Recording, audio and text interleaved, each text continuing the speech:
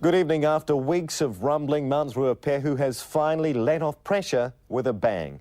3 National News cameraman Geoff Mackley was on the rim of the crater when it blew, and we received these pictures just a few minutes ago. Earlier in the day, there were indications of what was to come with a series of small explosions during which mud and stone were hurled high into the air. Despite a 1-kilometre exclusion zone, people had gathered within 50 metres of the rim. Later in the afternoon, as our cameraman was standing near the crater's edge with a still camera, the mountain erupted. It erupted in the most awesome display since last winter. Mud and stones were thrown high above the crater rim.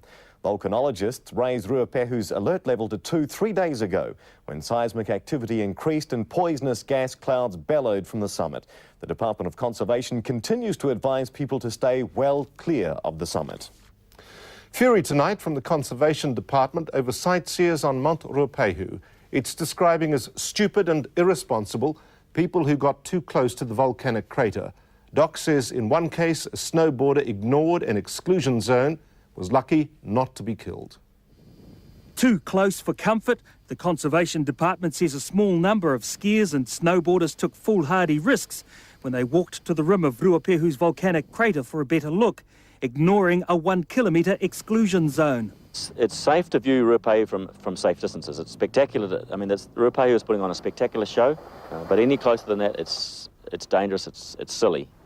And Key says the silliest action was that of a snowboarder who was within 100 metres of the crater when the mountain produced the biggest eruption of the weekend.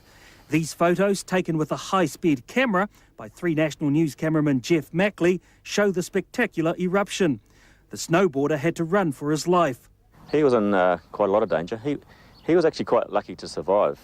If the eruption had been a little bit bigger, he would have been hit by flying rocks. Despite the renewed activity, Key says Whakapapa and Tūroa ski fields aren't affected.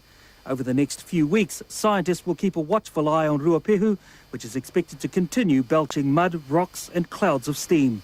Gideon Porter, 3 National News.